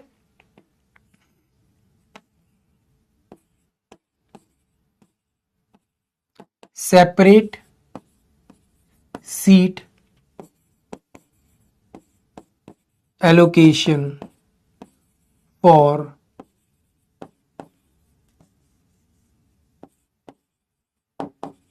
मुस्लिम्स के लिए क्या किया? अलग से सीटें एलोकेट कर दी गई। क्यों की गई? ताकि उनको स्पेशल प्रिविलेज दी जा सके, उनको स्पेशली मोटिवेट किया जा सके, अपने लिए इस्तेमाल किया जा सके। किसके लिए इस्तेमाल किया जा सके? अपने लिए इस्तेमाल किया जा सके, है ना। किसके लिए इस्तेमाल किया जाए? अपने लिए इस्तेमाल किया जा सके। जैसे आज के टाइम पर तुम लोग कहते हो ना वोट बैंक की राजनीति, है ना। क्या किया जाए? स्पेशल प्रिविलेज दे दो। जैसे आज के टाइम पर तुम लोग देखते हो कि कुछ लोग बोलते हैं कि यार वक्फ एक्ट अलग गलत है, कुछ लोग कहते हैं नहीं सही है। अब सबको पता है, ईमानदारी से अगर हर कोई अपने दिल पे हाथ रखकर बोले, सबको पता है कि गलत है, बट नहीं, सपोर्ट कर रहे हैं। क्यों कर रहे हैं सपोर्ट? Vote bank. क्या चीज? Vote bank.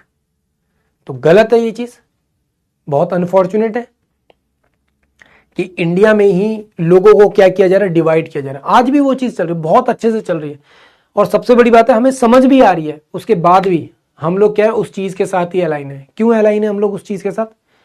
क्योंकि माइंड में हमारे नेशनलिज्म नहीं है, हमारे माइंड में क्या है, भाषावाद है, हमारे माइंड में क्षेत्रवाद है, हमारे माइंड में स्टेट को लेकर है, हमारे माइंड में रिलीजन है, हमारे माइंड में नेशनलिज्म थोड़ी है, देश थोड़ी है हमारे माइंड में, बाकी सारी चीजें हमारे माइंड में। फाइनली साथ ही साथ यहां पे जो भी मेंबर्स होंगे उनको सप्लीमेंट्री क्वेश्चन पूछने की क्या मिल जाती है, थोड़ी सी छूट मिलती है कि भाई आप लोग यहां पर क्या कर सकते हो, बजट को लेकर क्वेश्चन कर सकते हो, सप्लीमेंट्री क्वेश्चन पूछ सकते हो। तो उनको यहां पे क्या मिल गई, एक तरह से आजादी मिल गई। ठीक है, पहला व्यक्ति यहां पे हमको देखने को मिलता है, क्या नाम है, सत्येंद्र पी सिन्हा। पहला पर्सन जो डायरेक्टली क्या होता है, वाइसराय काउंसिल में अपॉइंट होता है। कहां पे अपॉइंट होता है, वाइसराय काउंसिल में। तो पहली बार किसी भारतीय को भी क्या किया गया, वाइसराय की काउंसिल का हिस्सा बनाया जाता है। किसका नाम है, सत्येंद्र पी सिन्हा का नाम है। फाइनली फिर आता है government of India act 1919। Government of India act के बारे में बात करते हैं तो यहां पे आता है क्या, Montagu Chelmsford reform. Montagu Chelmsford ये भी क्या थे, वो भारत का एक वाइसराय था और एक कौन था, गवर्नर था।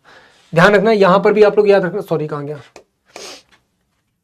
यहां पर भी ध्यान रखना, एक कौन है, इंडिया का सेक्रेटरी है और एक इंडिया का वाइसराय है। ये क्या है, सेक्रेटरी ऑफ इंडिया है और ये क्या है, वाइसराय ऑफ इंडिया है। सेम यहां पर भी ये क्या है, सेक्रेटरी ऑफ इंडिया है और ये क्या है, वाइसराय ऑफ इंडिया है। क्लियर? यहां पर क्या होता है, सबसे पहले डायरकी सिस्टम इंट्रोड्यूस किया जाता है। डायरकी सिस्टम क्या है, कहां पे, प्रोविडेंसीज में। मतलब कि यहां पर जो गवर्नमेंट सिस्टम है उसमें क्या होगी, दो पावर्स डिवाइड कर देंगी। एक तरह से क्या की गई, दो पावर्स डिवाइड की गई। अब पावर ऐसा नहीं कि पावर डिवाइड की गई, एक्चुअल में यहां पर क्या किया गया, जिसे हम लोग कहते हैं, ऐसे समझो, कैसे समझाऊं तुम लोगों को, कैसे समझाऊं तुम लोगों को, जैसे आज के टाइम पर एक आपकी लोकसभा और एक आपकी राज्यसभा होती है, या स्टेट में अगर हम लोग बात करते हैं विधानसभा और विधान परिषद होती है। तो कुछ क्या की गई, पावर्स डिवाइड की गई एक तरह से, है ना, रिप्रेजेंटेशंस को इंप्रूव किया गया। तो उसी तरीके से यहाँ पे क्या किया गया, डायरकी सिस्टम लाया गया है, जिसे द्वैत शासन बोलते हैं। अब द्वैत शासन, अब यहाँ पर अगर आप देखोगे तो यहाँ पर तो समझ में आएगा नहीं। क्यों नहीं समझ में आएगा, क्योंकि आज के टाइम पर आप जो देख रहे हो कि भाई द्वैत शासन तो सर मतलब एक सेंट्रल गवर्नमेंट की पावर है और एक स्टेट गवर्नमेंट की पावर है ना। सेंट्रल गवर्नमेंट अलग चल रहा है, स्टेट गवर्नमेंट अपनी अलग पावर लेकर यूज कर रही है। तो यहां पर कैसे समझोगे, तो यहां पर ऐसे समझो कि एक तरफ पावर है, दो तरफ पावर है ना। एक तरफ पावर है किसकी, जो वाइसराय है, किसकी, वाइसराय की पावर है एक तरफ, और दूसरी तरफ किसकी पावर है, जो भी लेजिस्लेटिव मेंबर्स हैं, जो भी अपॉइंटेड मेंबर्स हैं, उनकी पावर है। किसकी पावर है,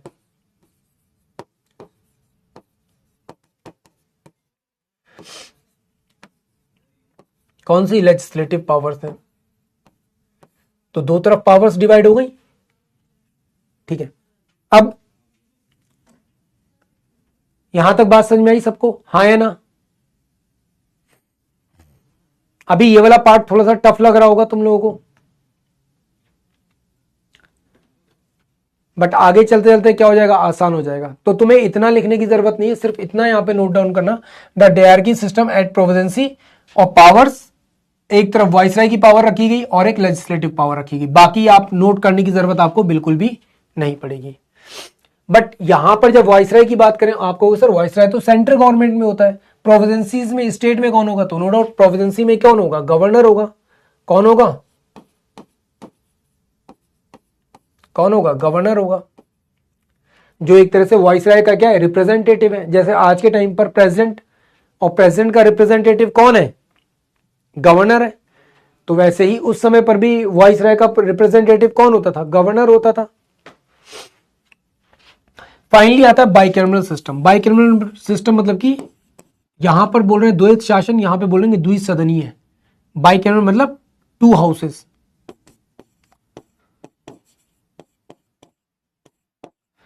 टू हाउसेस कौन सा? एक अपर एक लोअर, एक अपर हाउस और एक लोअर हाउस। और ये चीज कहां पर आती है? हमारे सिस्टम में आती है। अब यहां पे आपको कंप्लीट पार्लियामेंट समझ में आ रहा होगा कि यार ये तो सर बिल्कुल हमारे पार्लियामेंट के जैसा है। बिल्कुल कैसा? हमारे पार्लियामेंट के जैसा है ना। तो यहां पे अलाउ किया जाता है डायरेक्ट इलेक्शन। डायरेक्ट इलेक्शन मतलब यहां पे आप कौन ले रहे हैं? इंडियंस पार्टिसिपेट कर रहे हैं। कौन पार्टिसिपेट कर रहे हैं? इंडियंस पार्टिसिपेट कर रहे हैं। साथ ही साथ यहां पे अगेन कम्युनल रिप्रेजेंटेशन लाई जाती है, जो पीछे आप लोग पढ़ रहे थे, सेपरेट इलेक्टोरल। तो यहां पे किस किस के लिए लाए गए? सिख के लिए, इंडियन क्रिश्चियंस के लिए, एंग्लो इंडियंस के लिए। वो यूरोपियंस जो इंडिया में रहने लगे उनको एंग्लो इंडियन कहा गया। इन लोगों को क्या दिया गया? सेपरेट सीट्स दी गई। क्या दी गई? सेपरेट सीट्स दी गई। और तुम जान के हैरान रह जाओगे, इस समय तक सिखिज्म एक्चुअल में हिंदुइज्म का ही पार्ट था। एक्चुअल में हिंदुइज्म का पार्ट था। यहां पर पहली बार इस टाइम ड्यूरेशन में सिखिज्म को प्रमोट किया जाता है। नहीं, सिखिज्म इज अ डिफरेंट क्या रिलीजन। यहां पर पहली बार प्रमोट किया जा रहा है, इस जगह पर पहली बार प्रमोट किया जा रहा है। कई लोग कहेंगे नहीं सर ऐसा नहीं था सर, सिखिज्म बिल्कुल अलग है सर, सिखिज्म एक अलग रिलीजन है। देखो, निकला हिंदुइज्म से ही है। एक तरह से बोला जाए हिंदुइज्म की एक सब ब्रांच थी जो एक्चुअल में हिंदुइज्म को प्रोटेक्ट करने के लिए बनाई गई थी। ऐसा ही था। गुरु नानक देव जी के विचार भी यही थे। गुरु नानक देव जी के साथ साथ बाकी के जो सिख आए थे उनके भी विचार वही थे, उनके भी विचार वही थे, है ना। एक्चुअल में अगर आप पूरी की पूरी गुरुमुखी भी पढ़ते हो, गुरु ग्रंथ साहिब पढ़ते हो, तो गुरु ग्रंथ साहिब में कंप्लीट जो थ्योरी है ऊपर से लेकर नीचे तक, अगर आप देखोगे डिफरेंट डिफरेंट उसमें लैंग्वेजेस यूज की गई हैं। ठीक है, लिखा जरूर उसमें गुरुमुखी लिपि में, बट उसमें डिफरेंट डिफरेंट लैंग्वेजेस की चीज़ें डाली गई हैं, अवधी में डाली गई हैं। ठीक है, कुछ वहाँ पे सेंटेंस मिथिला के मिलते हैं, अवधी भाषा के बहुत सारे मिलते हैं, ब्रज भाषा के बहुत सारे मिलते हैं। ठीक है, जब इतना सब कुछ था और उसमें बात किसके बारे में हो रही है अगर आप नोटिस करोगे तो हिंदुइज्म की बात हो रही है। इसका मतलब हिंदुइज्म से अलग तो है नहीं। जो जितने भी गुरु थे, ठीक है, सिखिज्म में, वो सब किसको फॉलो करे थे? कौन से देवताओं की पूजा करे थे? किसकी पूजा करे थे? अगर आप नोटिस करोगे तो सबके सब हिंदुइज्म की पूजा करे थे। इसका मतलब था तो पार्ट वही। यहां पे अंग्रेजों ने क्या किया? जानबूझ के इस चीज को पुश किया ताकि किसी तरीके से और ज्यादा क्या किया जाए? लोगों को डिवाइड किया जाए, तोड़ा जाए। क्या किया जाए? डिवाइड किया जाए, रिलीजन के नाम पे डिवाइड किया जाए। फाइनली यहां पे एक हाई कमिश्नर बनाया गया इंडिया में, और सेम हाई कमिश्नर लंदन में भी बनाया गया ताकि कन्वर्सेशन और ज्यादा बेटर बनाया जा सके।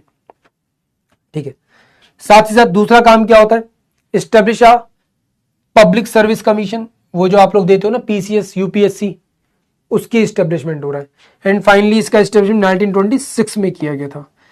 इसके अलावा सेपरेट प्रोविडेंसी बजट, तो जो भी स्टेट्स होते थे उनको एक अलग से बजट देना शुरू किया गया, सेंटर को अलग से देना शुरू किया गया। जैसे आज के टाइम पर आप देखते हो यूपी का बजट अलग, बिहार का अलग, सारे स्टेट्स का अलग बजट होता है, सेंट्रल गवर्नमेंट का अलग बजट होता है, बिल्कुल वैसे ही। तो यहां पर हुआ क्या क्या? सबसे पहला काम क्या हुआ है कि यहां पर सेपरेट की गई पावर्स, सेंटर की पावर अलग, प्रोविडेंसी की पावर अलग। तो डिवीजन ऑफ पावर हुआ अगेन यहां पर।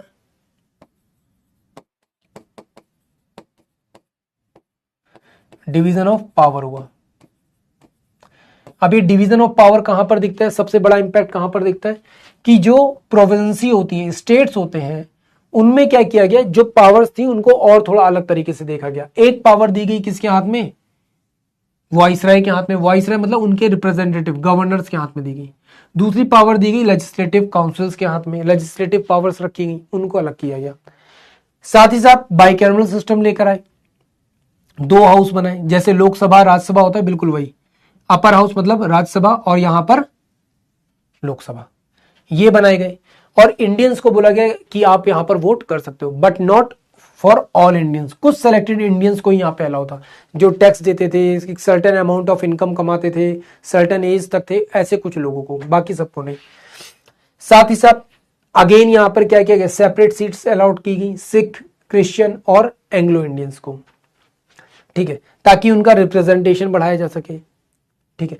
साथ ही साथ और क्या किया गया, हाई कमिश्नर बनाया गया, कहां पर, लंदन में, ताकि कन्वर्सेशन इजी हो सके इंडिया से इंग्लैंड के बीच में, मीडिएटर का काम करने के लिए। पब्लिक सर्विस कमीशन आया और स्टेट्स को बजट बनाने की पावर मिल गई। अरे एक कहां गया अपना, शिट, इसमें एक चीज मिस हो गई यार, इसमें एक चीज मिस हो गई, ठीक है कोई बात नहीं। एक चीज और आती है, वो आता है government of India act 1935। Government of India act में सबसे पहली बार बात की जाती है किसके बारे में, ऑल इंडिया फेडरेशन के बारे में। किसके बारे में, ऑल इंडिया फेडरेशन के बारे में। इस ऑल इंडिया फेडरेशन को जो भी प्रिंसली स्टेट्स होते हैं ये एक्सेप्ट नहीं करते। प्रिंसली स्टेट्स क्या करते हैं,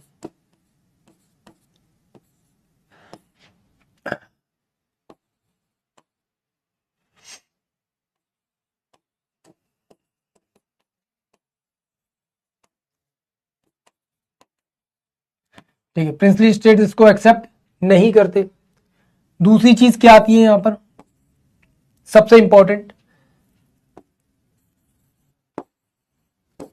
आरबीआई का एस्टेब्लिशमेंट किया जाता है। क्या होता है, आरबीआई का एस्टेब्लिशमेंट किया जाता है। आगे चलकर 36 में ये एस्टेब्लिश होता है, पहले कलकत्ता में, बाद में मुंबई में। इसके अलावा और क्या चीज आती है, एक फेडरल कोर्ट एस्टेब्लिश किया जाता है।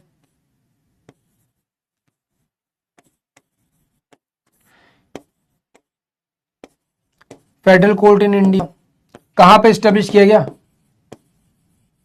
दिल्ली में किया गया। कहां पर किया गया, दिल्ली में किया गया। कहां पे किया गया, दिल्ली में किया गया। इसी टाइम ड्यूरेशन में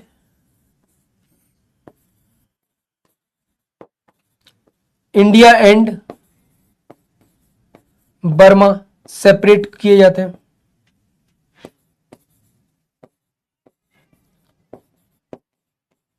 इंडिया और बर्मा को क्या किया गया, सेपरेट बॉर्डर बना दिया गया कि भाई बर्मा इंडिया से अलग है। अदरवाइज पहले अंग्रेज इनको एक साथ ट्रीट करते थे।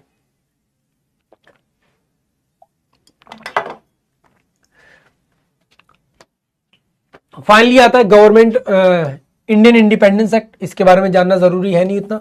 माउंटबेटन प्लान 3 जून 1947 को आता है।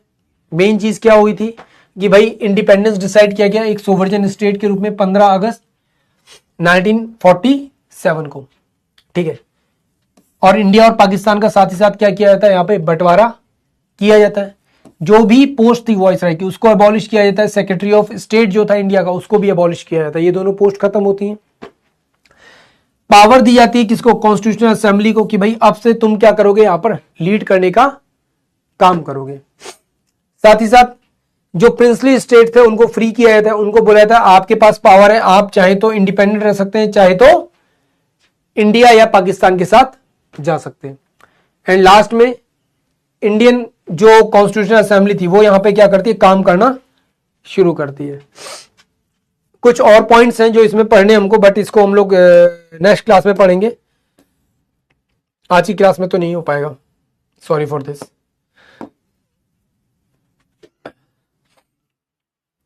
तो आई होप यहां तक चीजें क्लियर हो गई होंगी। बाकी कोई डाउट हो तो please you all are free to connect मी।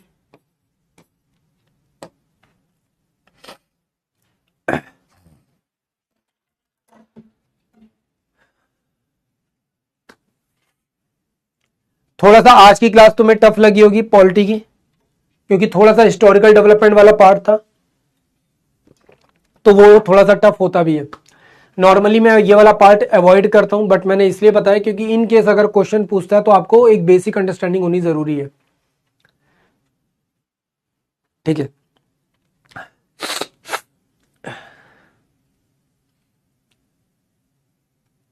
चलो, वेल, वेरी गुड।